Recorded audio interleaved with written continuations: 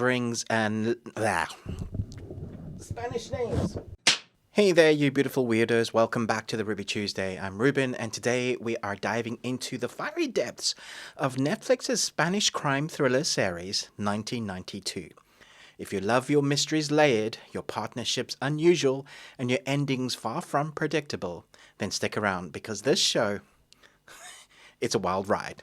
Let's get into it. So 1992 kicks off with a bang. Literally, Amparo, played by Marián Álvarez, loses her husband in a mysterious explosion. And from there, we are plunged into a twisted investigation where Amparo teams up with Richie, an ex-cop turned security guard, with a crippling alcohol problem, played by Fernando, Valdivieso, and I'm probably decimating his name.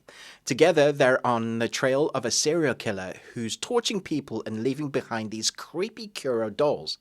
Now, Curro was the mascot of Expo 92 in Seville, so the show brilliantly ties in this airy nostalgia of a real-life event. When you're talking about the cast, Marián Álvarez as Amparo is just fantastic. She brings a mix of grief, determination, and raw grit that makes you believe every second of her struggle.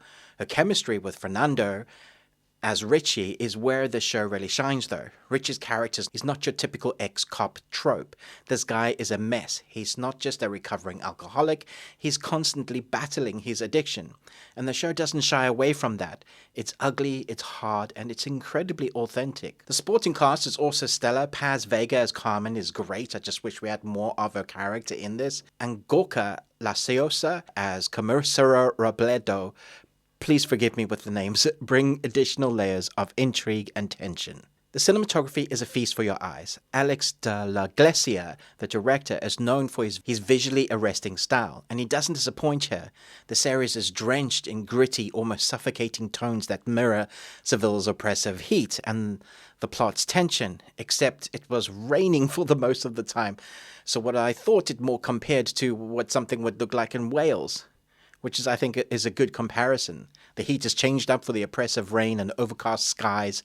This helps set the somber tones that the series is really going for, and it nails it. There's a brilliant use of shadow and light that keeps you on the edge, and then you get these close-up shots of these characters, which really hammers down the emotional weight of each scene. The score is another highlight.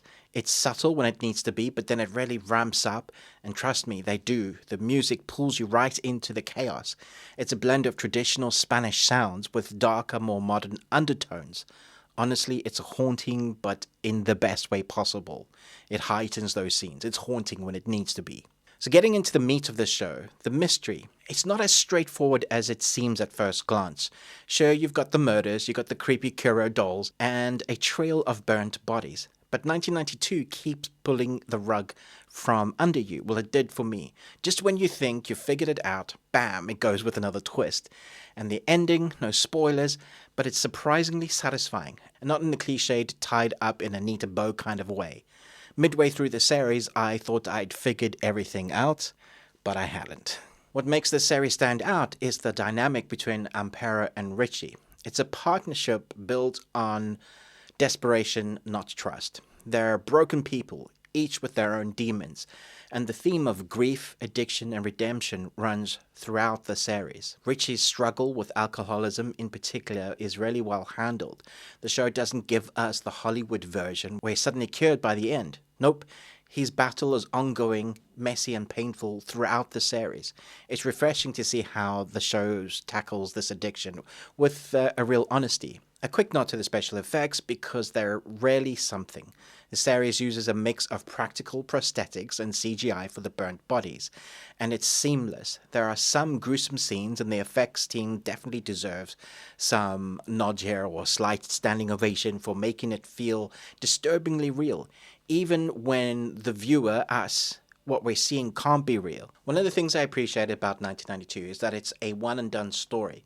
6 episodes, no filler, just pure, intense storytelling. The character growth is handled beautifully. Amparo's journey from grieving widow to determined investigator is compelling. And then Richie's struggle for some semblance of redemption is heartwarming at times. You see there's growth. I was so happy that his character went from typical ex-cop alcoholic right at the beginning, and I kind of sighed and dipped my head. But then what we see of his character is so much more than that. 1992 is dark, gritty, and absolutely worth your time. It's not perfect. There are moments where the pacing stumbles a bit, but the performances, the atmosphere, and the twist more than make up for those slight annoyances. It's a gripping emotional journey with a mystery that will keep you guessing until the very end. I'm giving 1992 a solid 4 out of 5 Nicolas Cages. You got one. If you love thrillers that blend raw emotion within genuinely intriguing mysteries, then this one is for you. Thanks for watching, you lovely freaks, geeks, nerds, and all-round wonderful people. Let me know what you thought of 1992 if you've seen it, and if you haven't, definitely stick it on your watch list. Don't forget to hit that like, subscribe, the bell, all of those things that help out the channel. I do appreciate it. Stay weird, stay wonderful, but most of all, until next time, remember, live long on Tuesday.